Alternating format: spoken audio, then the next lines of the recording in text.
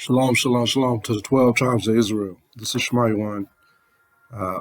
In class this past week, a sister asked a very significant question, and I thought I'd share it with the rest of you brothers and sisters out there. It's early in the morning here. But it was Psalms 91. And we all know Psalms 91, those of us who are in the truth. But, there's still questions, and there's things that we still need to go over from time to time.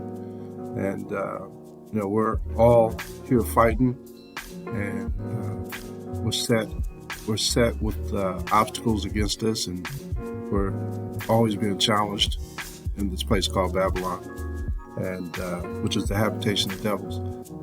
What we need to do is understand that we can never blame the Most High for our problems. It's always on ourselves. A lot of people like to do that.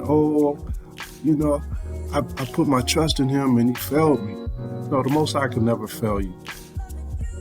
And the sister asked this question. She wanted us to break down Psalms 91, and with just a few verses that she had that she wanted to get understanding on. And so I was sleeping and I woke up. I said, you know what? That's a good lesson for everyone. Not just for gathering of the Most High.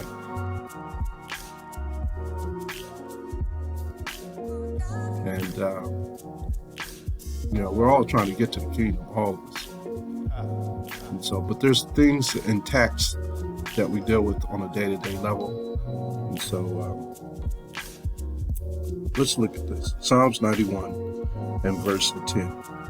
Psalms 91, verse 10. It reads, "There shall no evil befall thee, neither shall any plague come near thy dwelling. For he shall give his angels charge over thee, to keep thee in all thy ways." To keep thee in all thy ways. Let's go to Daniel chapter 3. Daniel chapter 3. And let's look at verse 24. Daniel 3 and 24. And it reads, "Then Nebuchadnezzar the king was astonished, and rose up in haste, and spoke and said unto his counselors, Did not we cast 3 men down into the midst of fire? They answered and said unto the king, True, O king. He answered and said, Lo, I see 4 men loose walking in the midst of the fire, and they have no hurt. And the form of the 4th is like the Son of the Most High. Then Nebuchadnezzar came near to the mouth of burning fiery furnace, and spoke and said, Shadrach, Meshach, and Abednego, ye servants of the Most High, thy power, come forth and come hither. Then Shadrach, Meshach, and Abednego came forth of the midst of the fire, and the princes, governors, and captains of the king's counselors, being gathered together, saw these men, upon whose bodies the fire had no power. The fire had no power. Understand that. Nor was an hair of their heads seen. Neither were their coats changed, nor the smell of fire had passed on them. So, as we go back to Psalms 91, he tells us, For he shall give his angels charge over thee, to keep thee in all thy ways. That's what Psalms 91 and 11 says. So what happened with Daniel? Daniel believed, and the angel of the Most High was amongst them, keeping them from falling, only because they believed with their whole heart. And the king challenged them according to what they believed in. Let's read on. Psalms 91 and 12. They shall bear thee up in their hands, lest thou dash thy foot against the stone. Thou shalt tread upon the lion and adder, the young lion and the dragon shalt thou trample under feet. All these things, all these obstacles, these things that come against you, as long as you have belief and you keep the laws, statutes, and commandments of the Most High, nothing can harm you. No matter what you go through, the Most High is going to protect you with his angels. This is the same challenge that was given to Yahawashi in Matthew chapter 4. And Satan knew these verses. But Yahawashi did not fall. Satan knew his weaknesses. He knew he was hurt. He knew he was hungry. He knew he had been out for days with nothing. And he challenged Yahawashi. And Yahawashi kept firm with the law, statutes, commandments. He kept firm with the word of the Most High. He didn't fall. Now, had he stumbled, would the Most High have protected him? No.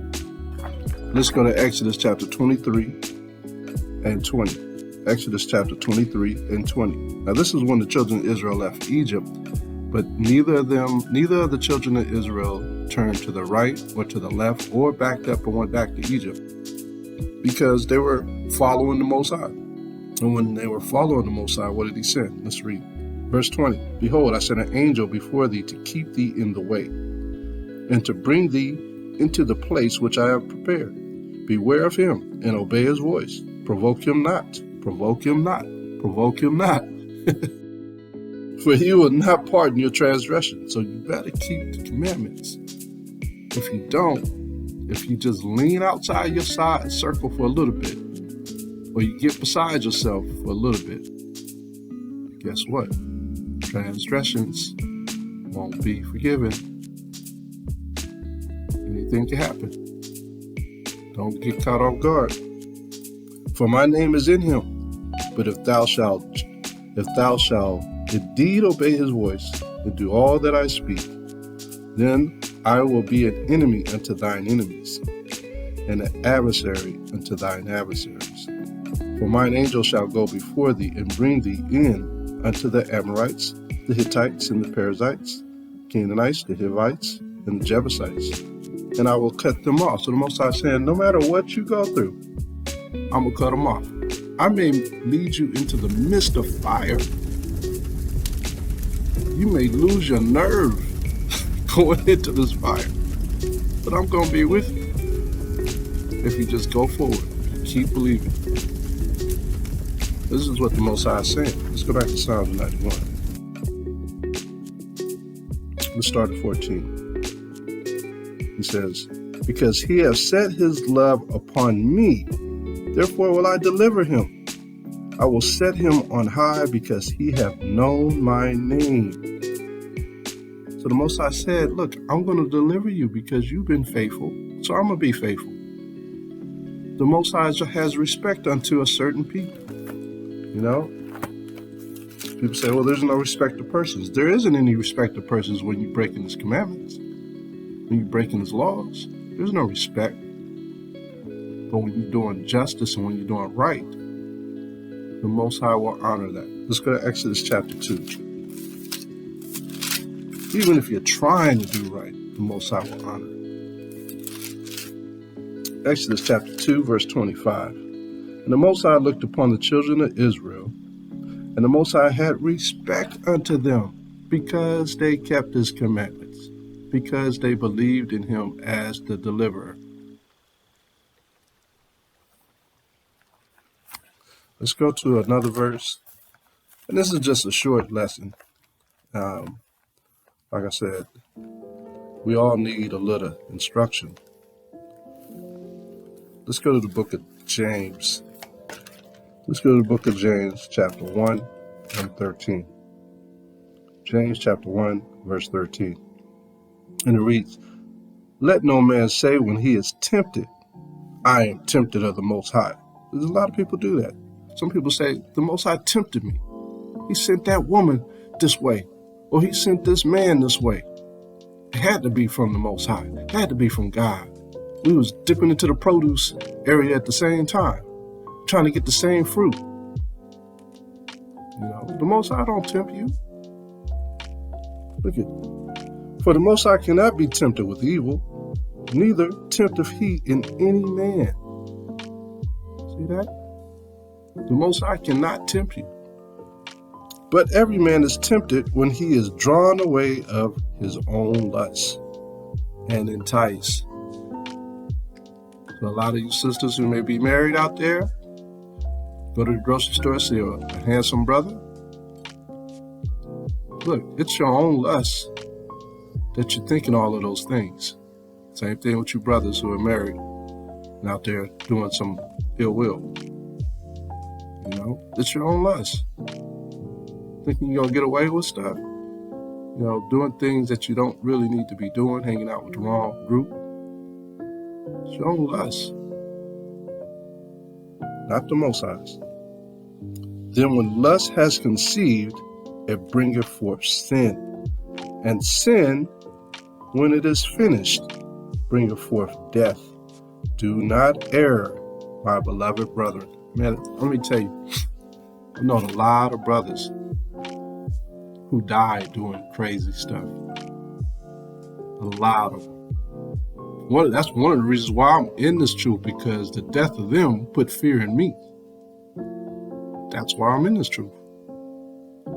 And it's definitely the truth, but it gave me understanding of when you do something wicked all the time, the Most High can't protect you.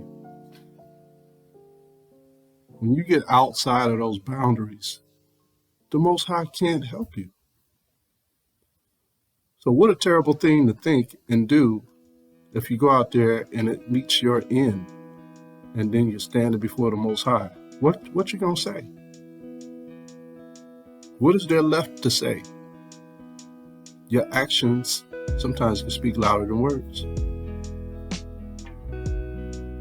It's all about reasoning. You ignore the reasoning and you pay the consequence.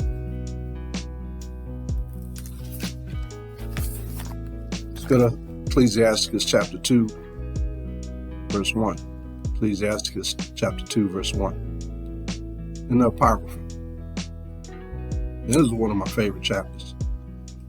But it reads, My son, if thou come to serve the Most High, prepare thy soul for temptation. So we just read in James 1:13, what tempts you? Is it the Most High or your own lust? The Most High has nothing to do with your temptation. It's just you. It's your lust. So you can get out of these situations if you recognize your lust. Set thy heart aright and constantly endure, and make not haste in times of trouble. Cleave unto him and depart not away, that thou mayest be increased at thy last end. See that? Whatsoever is brought upon thee, take cheerfully. You can see what's going on if you operate in wisdom. And be patient when thou art changed to a lower state. Because even in this truth, you're gonna make some harsh and rash decisions on staying on the right path. And it may jeopardize you. You may still lose a lot of things, but you won't lose your soul. These are the things that we have to ponder on day to day. Very important instructions the Most High gives us. And without it, we are cursed. Yahawashi showed us the way, and he walked it brilliantly. You see, the interesting thing about being tempted, there is an order with temptation. And the first thing is the eyes. When you lust, it begins with the eyes and the smell. All the senses come into play. And this is when Satan gets involved. It's after these things are heightened. When you look at Matthew chapter 4, let's read Matthew 4:1. It reads, Then was Yahawashi led up of the Spirit into the wilderness to be tempted of the devil. Yahawashi knew going into the wilderness, temptation was already going to be there because he had a set fast that he was going to do. He already knew that the temptation was going to be there. Verse 2, And when he had fasted 40 days and 40 nights, he was afterward hungered. And when the tempter came to him, so who was Satan when he came? He was the tempter. He already knew. He could smell the temptation coming from Yahawashi, that he needed something, that he lusted after something, which was food. It says, and when the tempter came to him, he said, If thou be the Son of the Most High, command that these stones be made bread. But he answered and said, It is written, Man shall not live by bread alone, but by every word that proceedeth out of the mouth of the Most High. See that? So Satan has many names. He has the tempter. His name could be the adversary. He's the devil. He has many names. But in this particular verse, it calls him the tempter. So just keep that in mind. When you lust after something, it is the tempter who smells your lust and heightens it. And before you know it, you caught up. So we too can follow Yahawashi and keep good reasoning.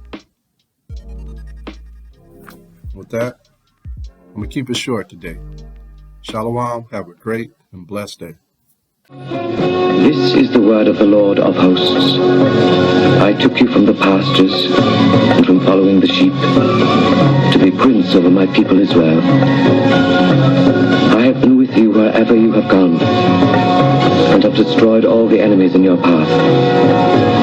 I will make you a great name among the great ones of the earth. I will assign a place for my people in Israel. There I will plant them, and they shall dwell in their own land.